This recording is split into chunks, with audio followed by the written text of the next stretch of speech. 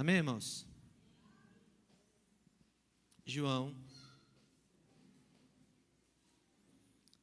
14:6. Evangelho segundo João 14:6. Todos acharam, amém? Se você não achou, lê aqui, ó, no telão. Está dizendo assim: eu sou o quê? Ninguém vem ao Pai. Foi para a liberdade que Cristo nos libertou. Gálatas 5:1, amém? Então Jesus, ele é o quê? Ele é o quê? Irmãos, na nossa sociedade hoje, a gente pode dizer que a verdade ela é absoluta? Hã? Não? Por que não?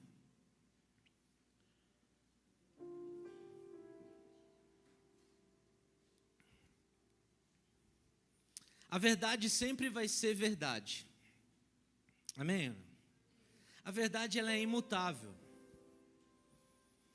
Mas muitas vezes a gente, no anseio de ter algum alívio na nossa consciência, relativizamos a verdade. Mas quando a gente parte do princípio de que a verdade ela não é uma ideia, a verdade não são palavras, não são filosofias, mas a verdade é uma pessoa, a verdade é imutável. Porque a verdade, ela é uma pessoa, e Jesus é a verdade. E é sobre isso que eu quero falar essa noite. Mesmo a gente vivendo nesse mundo de relativismo, onde princípios eternos estão sendo questionados, a verdade que deveria ser sólida, tem sido tratada como opinião. Mas a gente precisa lembrar como cristãos que a verdade é uma pessoa, e a verdade é Jesus. Jesus disse: eu sou o caminho, a verdade e a vida, e ninguém vai ao Pai a não ser por quem? Por mim. Irmãos, o que é inegociável para Deus jamais poderá ser relativizado pelos homens. Vou repetir. Aquilo que é inegociável para Deus, como seus princípios, como a sua verdade, jamais poderá ser relativizada pelos homens. Os homens podem tentar relativizar essa verdade, mas eles não vão conseguir. Amém? Porque essa verdade ela é imutável. Irmãos, o diabo desde muito antes já tem uma estratégia firmada. A ideia do diabo nunca foi, nunca vai ser estabelecer uma mentira. Vocês estão comigo? Não é construir ou criar uma mentira, uma ideia extremamente mentirosa. Mas desde o Éden, a ideia de Satanás é colocar um questionamento na verdade de Deus. Foi assim que Deus disse? Em Gênesis 3, capítulo 1, a gente vê quando Satanás ele chega em forma de serpente até Eva e diz para Eva o seguinte: o que Deus disse? Deus disse que se você comer, você vai morrer? Deus tinha dito: Eva, no dia que você comer, você certamente morrerá. Mas o que ele fez? Colocou uma dúvida naquilo que era verdade de Deus. Estão me entendendo? Então a ideia de Satanás, meu irmão, não é trazer uma mentira, sempre foi distorcer verdade. Na tentação de Jesus, ele tentou distorcer a palavra de Deus, ou seja, ele usou a própria palavra de Deus, a verdade de Deus, de maneira distorcida para tentar convencer Jesus acerca da sua identidade, ou tentar distorcer a sua identidade. Se tu és filho, transforma essa pedra em pão. E aí Jesus combate com o quê? Com a verdade da palavra. Deixa eu te falar, sabe qual que é o mal desses dias? Muitas vezes a gente está vendo pessoas falando sobre a palavra, sobre a Bíblia, pregando algo que Deus disse, mas não foi o que Ele quis dizer no contexto geral. Vocês estão comigo ou não? Vocês conseguem me entender? Quem entendeu, levanta a mão. Muitas vezes estão falando da Bíblia, estão falando da palavra de Deus, fora de contexto. Algo que Deus disse, mas não foi, na essência, no contexto geral, aquilo que Ele estava realmente falando. E é por isso que muitos estão sendo enganados até hoje. Essa estratégia que Satanás sempre usou, desde do Éden, Jesus, continua, irmãos, através de ensinos que relativizam a Bíblia. Então o que nós devemos fazer? Qual deve ser o nosso papel? Qual deve ser a nossa postura diante disso? Vigiar, estar atento e conhecer as Escrituras para não sermos enganados. Quando os fariseus vieram questionar Jesus, Ele olhou para os fariseus e disse assim: sabe por que vocês erram? Porque vocês não conhecem as Escrituras e nem o poder de Deus. Para quem Ele disse isso? Para quem Ele disse isso, irmãos? Os adolescentes aí, para quem que Ele disse isso? Quem eram os fariseus? Era alguém que não conhecia a Bíblia? Era alguém que não sabia o que a Bíblia é? Um fariseu, irmãos, muito diferente de nós cristãos dos nossos dias, ele conhecia a palavra, ele conhecia a escrita. Ele não só conhecia a Torá escrita, mas ele conhecia também a Torá oral, nas suas mais diversas vertentes, que até o seu tempo existiam 3 vertentes. Daquilo que foi escrito, havia 3 entendimentos diferentes a respeito de uma verdade só. E Jesus disse: sabe por que vocês erram?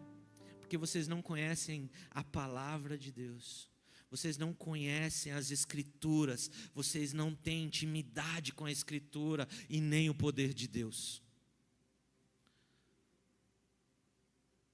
Nós temos e vivemos uma geração de uma fé diluída, de uma fé líquida. Não é uma fé sólida, não é algo sólido, não é algo palpável, é algo diluído. É vinho com água. É aquele suco, sabe? Quando a gente pega o suco de uva, só quem passou necessidade sabe. Pai pegava, diluía, fazia de 1 litro, fazia 25 litros de suco.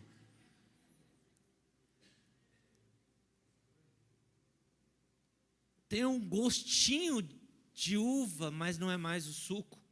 Vocês estão comigo aqui? Então essa religião líquida anestesia a consciência e não confronta o pecado, irmãos. É por isso que a gente vai vendo o número de evangélicos no Brasil crescendo, mas não existe transformação na nossa sociedade. A gente está indo para 43% ou 47% de evangélicos na nossa nação, mas não muda. A maioria da nossa nação é cristã, confessa Cristo como Senhor, seja de vertente evangélica, seja de vertente católica, e a nação nunca foi tão corrupta. Por quê? Porque, irmãos, a verdade diluída, ao invés de impactar e nos libertar, ela nos anestesia. Porque a ideia hoje da religião não é estabelecer a verdade, não é trazer o antídoto para o mal desse mundo que é o pecado, mas é te deixar anestesiado em meio a um sistema religioso, sendo manipulados, entregando os seus recursos e vivendo a vida do jeito que você quiser viver, e no final de tudo isso, você se encontra condenado ao juízo eterno. Por quê? Porque não existe verdade na sua vida. Não existe Jesus de fato na sua vida. Jesus não compactua com mentiras, com meias verdades. Muitas igrejas, elas pregam conforto ao invés de arrependimento. Vem. Quem quer aqui ser próspero? Levanta a mão. Quem quer ser rico? Quem quer ser... ninguém quer então. Então se hoje Deus chegasse e falasse assim, soprou aqui no meu ouvido: hoje eu quero abençoar eles aí com riqueza. Muito dinheiro. Levanta a mão. Tem gente que não levantou.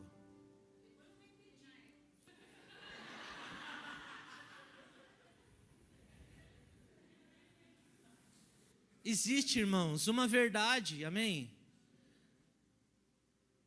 Às vezes, irmãos, a gente está vindo para frente, entregar nossa vida a Jesus, mas não na expectativa ou na realidade, entendermos que nós estamos indo confessar os nossos pecados e mudar a nossa vida. Na verdade, o apelo é: vem, Deus vai te prosperar, lindão. Deus vai mudar a sua vida. Vem, irmã, Deus vai te entregar carro, casa, bênçãos. Isso está na palavra? Isso está na palavra? Está na palavra, irmãos. Deus ama a prosperidade dos seus filhos. Mas esse não é o fim do nosso anseio de buscar a Deus. Vocês estão comigo ou não? Esse não pode ser o nosso desejo. Isso não pode ser o que nos leva a buscar, a estar em Deus. Isso não pode ser o motivo pelo qual nós estamos confessando Jesus como meu Senhor. Amor, por que você entregou a vida a Jesus? Porque Ele vai me prosperar.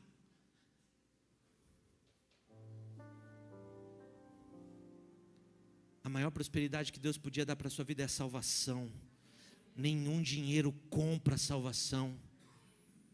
Sabe qual é a maior frustração da igreja ou dos crentes da Idade Média, que tinham muito dinheiro e compraram suas cartas de indulgência e viveram a vida para eles mesmos? Chegar no céu e falar assim: isso aqui não vale nada. Pega o tobogã e desce. Aqui não tem lugar para você. Vocês estão comigo aqui? Vocês estão entendendo ou não? Porque o fim, irmãos, não é a prosperidade, o fim é a salvação. A palavra prosperidade é onde você colocar suas mãos dará bons frutos. A minha mãe era uma mulher que ganhava um salário mínimo, mas era uma mulher próspera. Muitas vezes, quantas vezes essa mulher não salvou a gente no nosso casamento? Quando a gente estava passando por necessidade, eu falava: a senhora tem outra fonte de renda. E muitas vezes ela nos ajudou, por quê? Prosperidade. Prosperidade não é ter muito. Prosperidade é ter o suficiente para viver o propósito que Ele colocou nas nossas vidas. Vocês estão comigo ou não?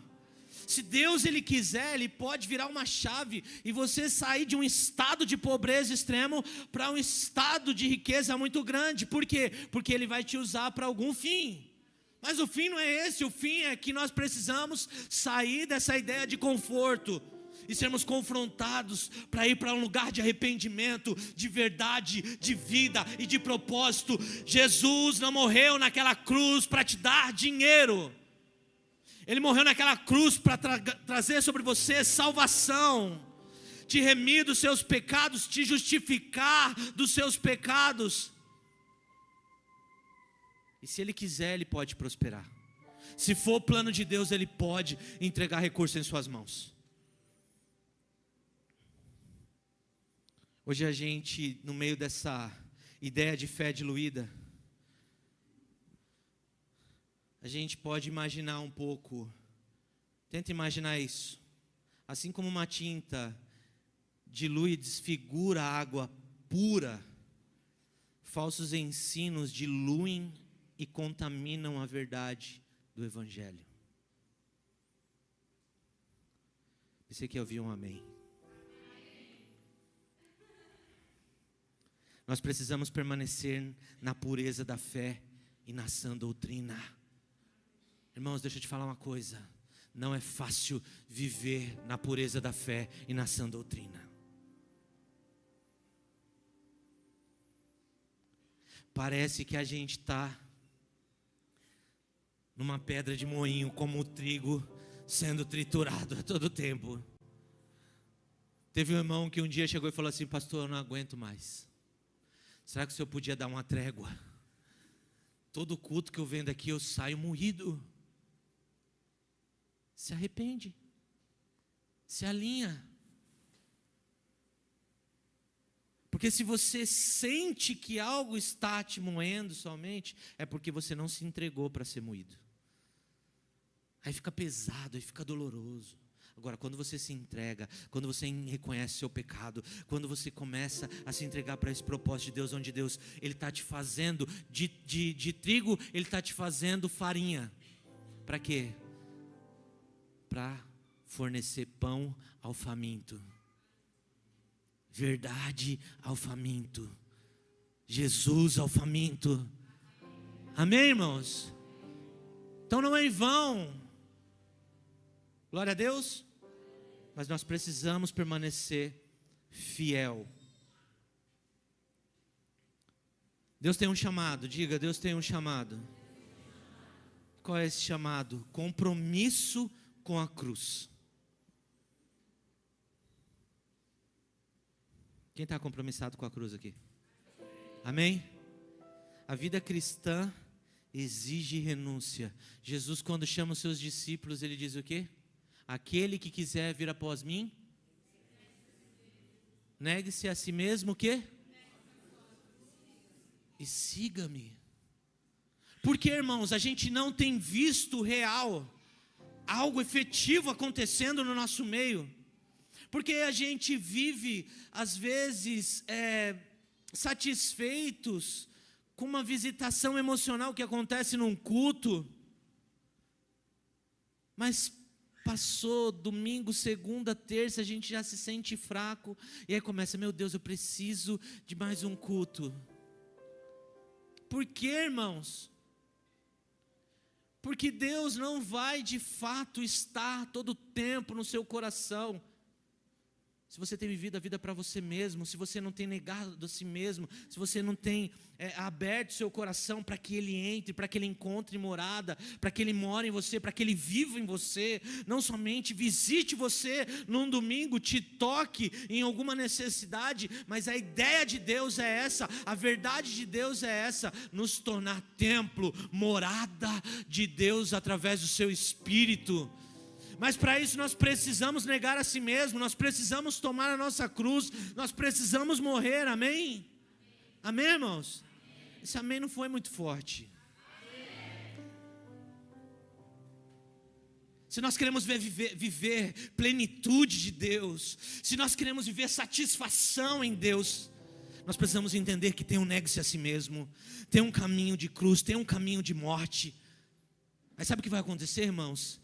A gente, eu não sei quantos aqui já tem muito tempo assim, ou já teve encontro com aquelas mulheres, às vezes muito humilde, muito pobre, mas que eram felizes, andavam na rua, você falava assim, meu Deus do céu, por que essa mulher é alegre?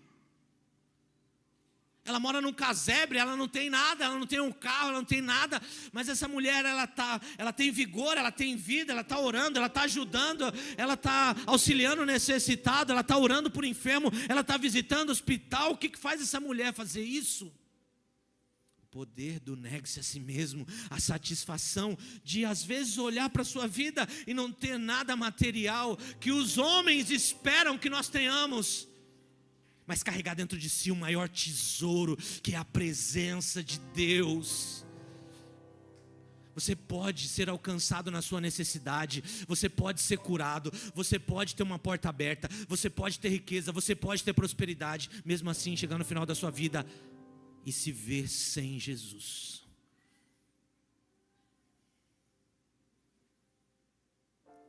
O maior tesouro é o Evangelho, é Cristo em nós. Mas para isso precisamos de renúncia. O verdadeiro discípulo, ele frutifica, e seus frutos são dignos de arrependimento. Vocês estão comigo ou não? A gente vai ver João Batista falando isso. Vocês estão se batizando para quê? Apresentai frutos o quê? Dignos de arrependimento. Vocês precisam, por quê? Porque o machado já está posto à raiz. Essa era a mensagem de João Batista, aquele que estava preparando o caminho de Jesus, aqueles que estavam vindo antes de Jesus, aquele que anuncia o Salvador do mundo, o Messias. Vocês estão comigo aqui, irmãos? A mensagem dele era: arrependam-se, porque o machado já está na raiz da árvore.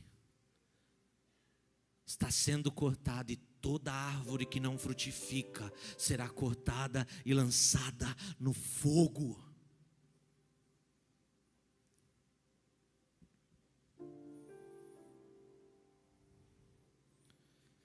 Hoje nós precisamos decidir algo.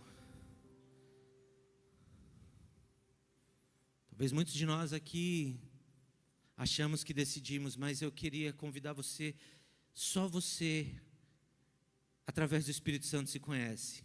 Amém? Porque sem o Espírito Santo você se engana. Amém, igreja?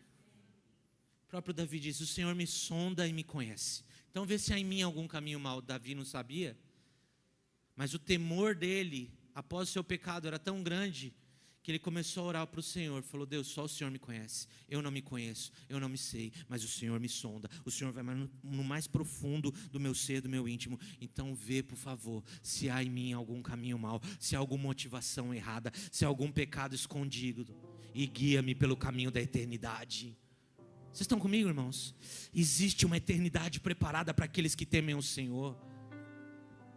E hoje nós precisamos decidir voltar novamente à santidade, voltar novamente a viver, ou se você nunca foi, voltar e ir para uma vida santa. Sabe o que acontece, irmãos? Olha só, presta atenção nisso. Muitos se escondem atrás de traumas do passado. Muitos ainda, nós acabamos de passar aqui, irmãos, foram 2 dias de libertação e cura interior. Deus trabalhando, movendo. O próprio Fabrício falou um pouco sobre isso agora à noite. Trabalhando no nosso ser, no nosso interior. É necessário. Nós precisamos. Mas se daqui a pouco, lá na frente, eu tenho certeza que Satanás vai soprar: não aconteceu nada aquele dia. E ele vai tentar trazer o seu passado de novo. Aí sabe o que você vai fazer? Você vai pegar o seu passado, a sua roupinha do passado, e aí você vai colocar ela de novo, se escondendo atrás de traumas. Ah, porque eu fui abandonado. Ah, porque eu fui não sei o quê. Ah, porque eu fui isso. Ah, porque eu fui... Está entendendo ou não?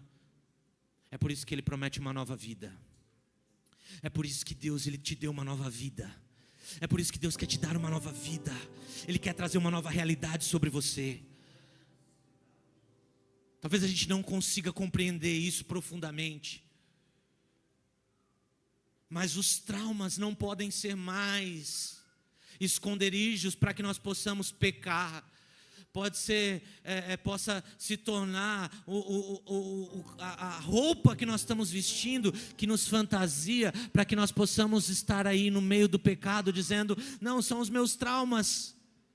Nós precisamos tomar posse daquilo que Jesus conquistou na cruz do Calvário. A palavra diz que o castigo que nos traz a paz estava sobre, que Ele levou sobre si todas as nossas dores e... Enfermidade gera dor? Enfermidade gera dor? Sim ou não? E por que Ele está falando dor e enfermidade? Porque são dores relacionadas a traumas que nós passamos. Tem dores que não são físicas. Tem pessoas que carregam uma vida de uma dor emocional, de um abuso, de um abandono, de uma rejeição, de falta de paternidade. Mas Jesus levou sobre si essas dores.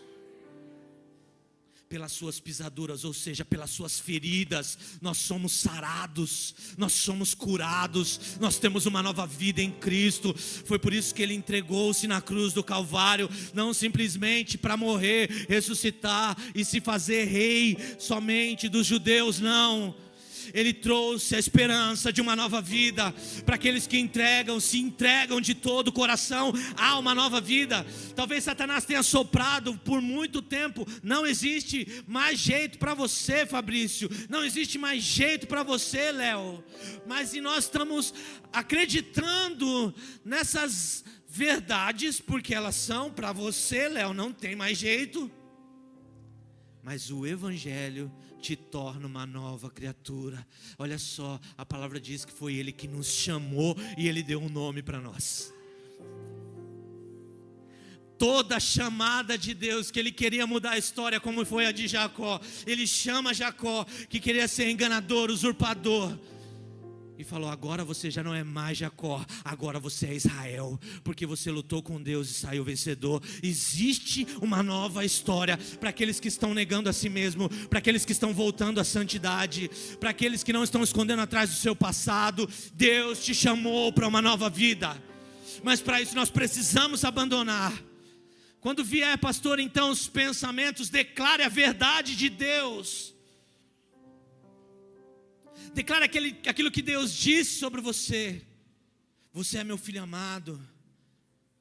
Não, mas Ele não disse isso para Jesus. Você não tem o Espírito Santo? Você não carrega a vida de Jesus? Então Ele está dizendo para você: você é meu filho amado em quem eu tenho prazer. Mas no que? Quando Jesus está em você. Essa é a diferença. Quando você está vivendo os propósitos de Jesus. E às vezes a gente entende que o propósito de Jesus é frequentar culto de domingo a domingo, fazer louvor aqui em cima, participar da intercessão. Fazer o propósito de Deus é entrar agora no ministério de cura interior. Por quê? Porque eu passei, eu vi o que aconteceu comigo, e agora esse é o propósito de Deus. Não, o propósito de Deus é manifestar a glória dEle, viver para louvor e glória dEle. Aonde? Em todos os lugares. Em todos os lugares. Na escola, a professora que glorifica a Deus através da vida, porque ela não está simplesmente ali dando aula, ela vai exercer consciência de paternidade àquele que é órfão. Aquela que é manicure, aquele que trabalha no salão de beleza, vai estar mexendo na cabeça, na mão, na sobrancelha, nos cílios, e vai declarar: assim como um dia Deus abriu meus olhos, eu declaro que Deus vai abrir os seus olhos. Sabe por quê? Porque muitas dessas pessoas, o único Jesus que ela vai ver e ela vai ouvir vai ser o que você vive, não é o que você prega. A santidade não é perfeição humana. Diga: santidade não é perfeição humana, mas separação, consagração a Deus. Amém? A gente tem falado sobre isso. Você pode ser um perfeito moral. Eu nunca me prostituí. Olha assim, eu tenho uma vida perfeita. Quem já não viu alguém falando isso? Eu não preciso ir para a igreja. Por quê? Porque eu nunca bebi, eu nunca fumei, eu nunca me prostituí, eu nunca traí minha esposa, eu nunca traí meu marido, eu pago as minhas contas, eu crio os meus filhos. Eu sou alguém perfeito. Jesus morreu na cruz à toa por você. Não existe bondade em homem nenhum.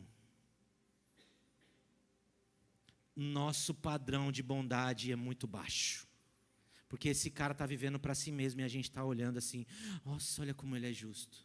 Mas ele não consegue olhar a dor do outro, ele não consegue ver a necessidade do outro, ele não consegue abrir mão muitas vezes do seu conforto para dar um pouquinho de conforto ao outro. Isso só o Evangelho faz. Sabe por quê? Porque aquele que é perfeito se fez homem, veio e se entregou numa cruz. Para quê? Para que todo aquele que nele crê não pereça, mas tenha a vida eterna. Diga para o seu irmão: foi para a liberdade que Cristo nos libertou. Foi para a liberdade. Declara isso com fé, irmãos.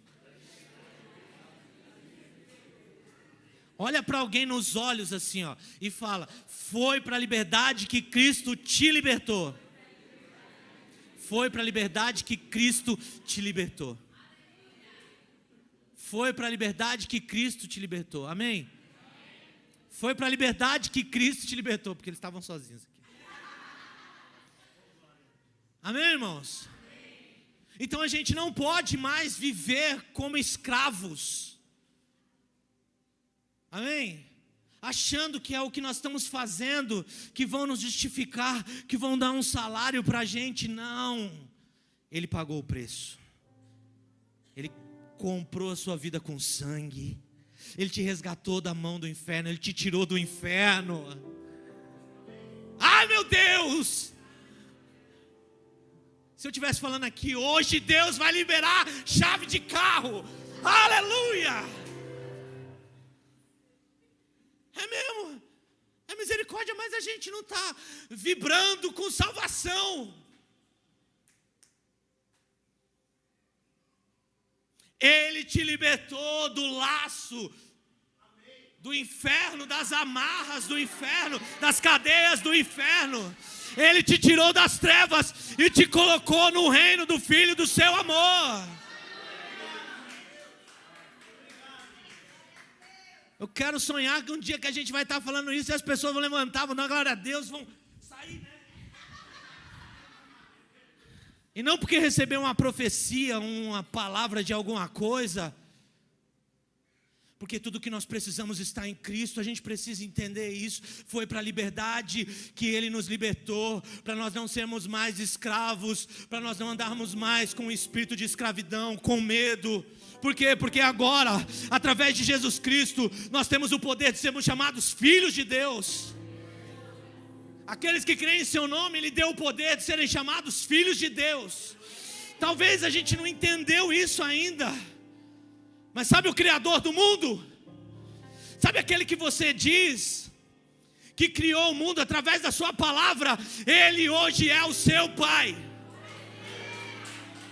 Talvez você olhe o seu pai terreno e fale assim: meu pai terreno foi um bosta.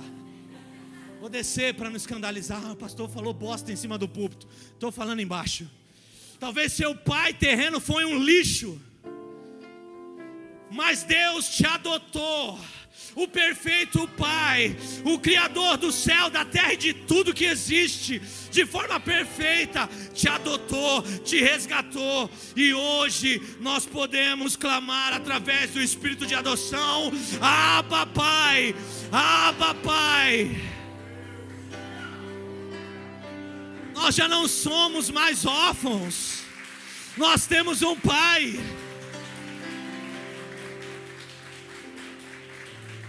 Olha, saiu até aplauso. Aleluia!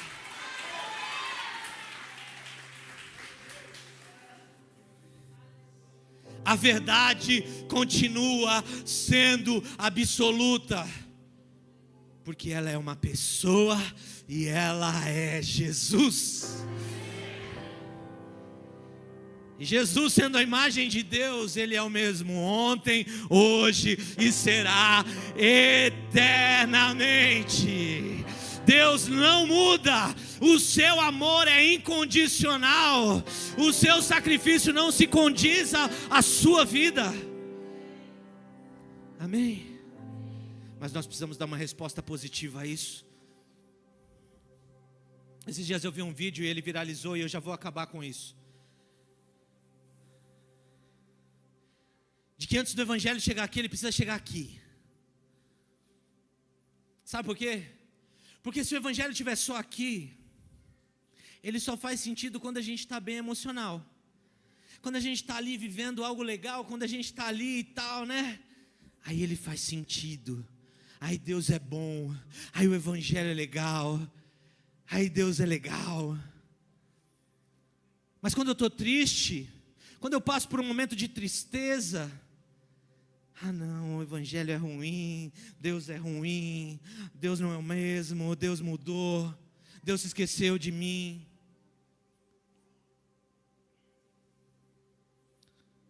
O reino de Deus, ela é paz, justiça e alegria no Espírito Santo. Sabe o que acontece, irmãos?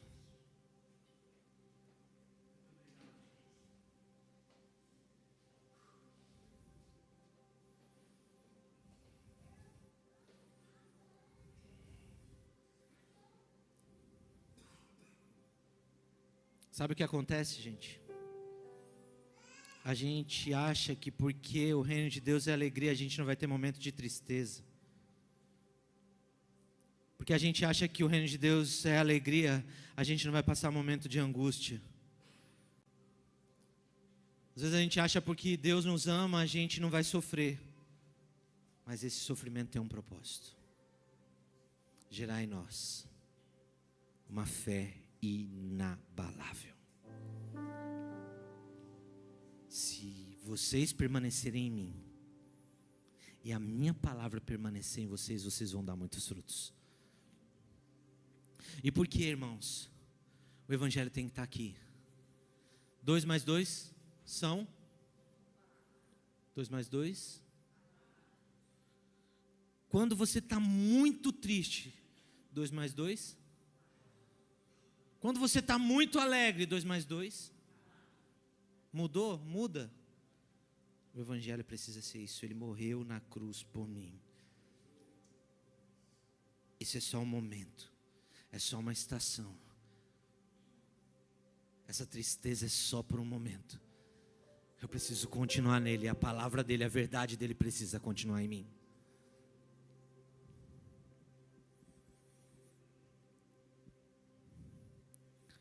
A verdade liberta. A mentira escraviza. Conhecereis a verdade, a verdade. Não podemos negociar o que é eterno por aquilo que é momentâneo. Amém? Às vezes a gente está trocando a eternidade por um prazer momentâneo. John Piper fala em uma das suas pregações: o problema não é ter prazer. O problema é que a gente se satisfaz com pouco prazer. A gente troca o prazer eterno por um momento de prazer carnal.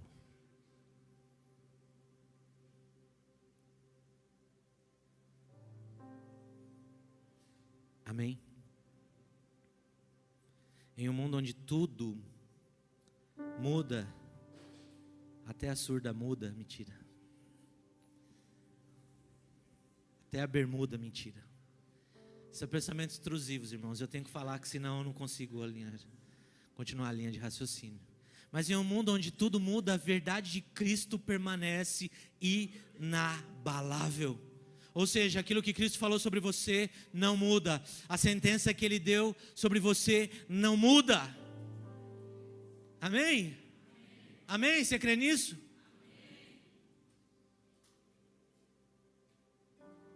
Glória a Deus.